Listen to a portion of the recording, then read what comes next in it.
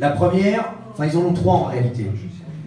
La première, c'est celle de dire, dans les élections professionnelles, parce qu'ils calculent comme ça, il se trouve que Macron et la loi Macron a fait en sorte que lorsqu'une organisation est majoritaire à elle seule, elle peut tout bloquer.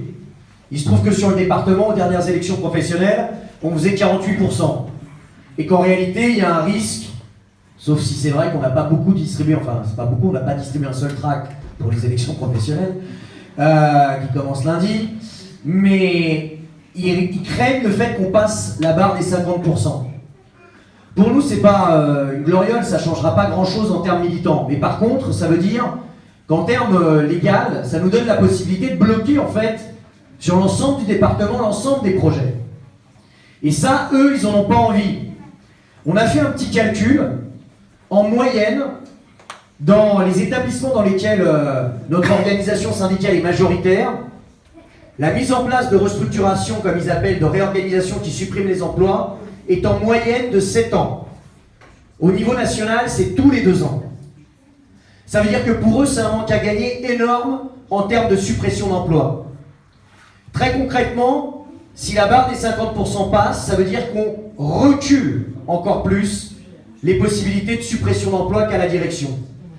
Ça, c'est la première des choses qu'ils essayent de mettre en place, avec des méthodes qui sont, d'ailleurs on va le voir dans les jours qui viennent, à mon avis assez salées de la part de la direction.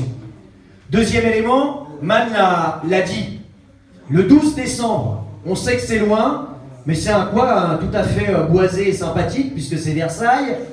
On veut faire le procès de la Poste. Quand même les camarades, on a calculé que depuis 2014, sur la région parisienne, tous syndicats confondus, c'est l'équivalent de 10 ans de mise à pied cumulée pour l'ensemble des représentants syndicaux. Et encore, on n'a pas fait le tour de toute la région parisienne. On a Momo qui est ici, dont son dossier est sur le bureau de Muriel Pénicaud. Pour dans le cadre d'une grève, des faits dits de violence. Et donc, bien évidemment, il y a un enjeu à ce qu'on mette ça en avant. On le dit clairement, si le 12 décembre, la boîte, elle va regarder. On a obtenu pour le moment le fait de pouvoir, en gros, alors que tu es licencié, ouvrir une jurisprudence qui permet d'être encore représentant syndical dans la boîte. Mais eux, ce qu'ils veulent, c'est limiter la liberté de circulation et la possibilité d'intervention dans les centres. Le troisième élément, c'est qu'ils savent que les fêtes de Noël arrivent, les vacances. Et ils savent que dans les têtes, tenir l'été et les vacances du mois d'août, ça a été extrêmement difficile. Mais dans les têtes des collègues, se dire qu'on passe la barrière de 2018 à 2019, c'est pas simple non plus. Donc dans la situation actuelle, en réalité, on a besoin, sur chacun, parce qu'on va tenir, on a besoin de tenir ces obstacles-là, mais on a besoin également de faire en sorte de basculer le rapport de force. Et par rapport à ça, on ne va pas discuter ici, mais on a des idées, et il y a une vérité. Notre grève, elle est déterminée, elle est radicale, elle est combative, elle a tissé des liens avec d'autres secteurs militants, mais en réalité, elle n'a pas fait irruption sur l'échelle nationale, à aucun moment, sauf au début, au moment de l'autorisation de Pénicaud de me licencier. Il y a nécessité, besoin. On est à fond là sur la question des blocages, des occupations, de toute une série de choses. On foisonne d'idées. On pense qu'aujourd'hui, on le dit clairement, dans la situation qui se pose, il n'y a pas de possibilité, il n'y a pas de raccourci. Il n'y a pas de raccourci possible. Nous, on parle en tous les cas de là où on est, c'est-à-dire le monde du travail, les entreprises. Notre rôle à nous, en tous les cas, on pense que c'est celui de dire aux directions syndicales, aux syndicats, aux syndicalistes combatifs, qu'en fait, la première des tâches qu'ils ont à faire, c'est de convaincre leurs collègues de débrayer, d'arrêter de taffer. Et ça veut dire aussi de combattre un peu, parce que en ce moment, il y a plein de choses qui se passent. Il y a effectivement les ronds-points, mais il y a aussi, sur l'ensemble, des grèves encore éparpillées, atomisées, dans l'éducation nationale, les travailleurs sociaux. On a les enseignants qui ont été en bagarre, les lycéens, hier, plus de 200 lycées qui ont bloqué. Notre rôle à nous aussi, on peut avoir des débats entre nous. Et je pense qu'on ne va pas les résoudre sur quoi faire, si aller voir les gilets jaunes ou pas. Mais en tous les cas, il devrait y avoir un truc qui nous rassemble. C'est celui à minima de nous coordonner pour voir comment on fait en sorte que l'ensemble de notre camp social, pas contre, mais exprime toutes les colères et bloque l'économie. Et ça, on en est très loin.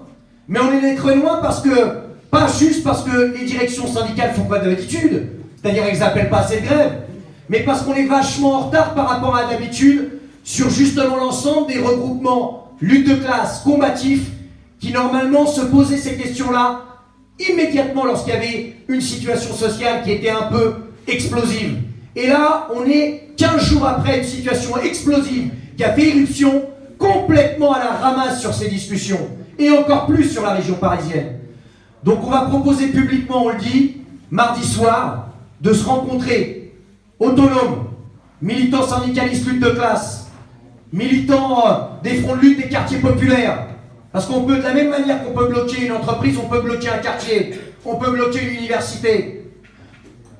Qu'on discute d'un plan de mobilisation, pas national, mais sur la région parisienne, qu'on discute de cibles qu'on a envie de mettre en place pour bloquer l'économie, qu'on arrête de juste être à la remorque soit des directions syndicales, soit d'autres secteurs qui ne se posent pas la question des revendications de notre classe.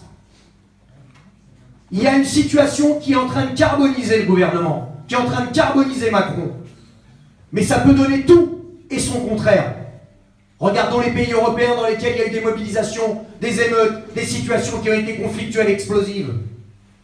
Il faut que notre camp, dans son intégralité, pas d'opposition, pas de sectarisme, pas donner de leçons, mais qu'on commence par nous mobiliser nous-mêmes, là où d'habitude on se mobilise. Nous, on parle de la part des entreprises. On ne se cache pas. Mais que tous ceux qui mobilisent normalement dans les coins dans lesquels ils sont fassent d'eux-mêmes. Pas juste se greffer à ce que font les directions syndicales ou les gilets jaunes. Et cette discussion-là, il faut qu'on l'ait maintenant de manière importante. On propose de l'avoir avec l'ensemble des secteurs mardi soir. On n'est pas dans une situation où il faut juste aller dans un coin avec un groupe d'individus ou de plusieurs et que ça va changer la face. Il faut qu'il y ait une force sociale qui fasse irruption, qui percute.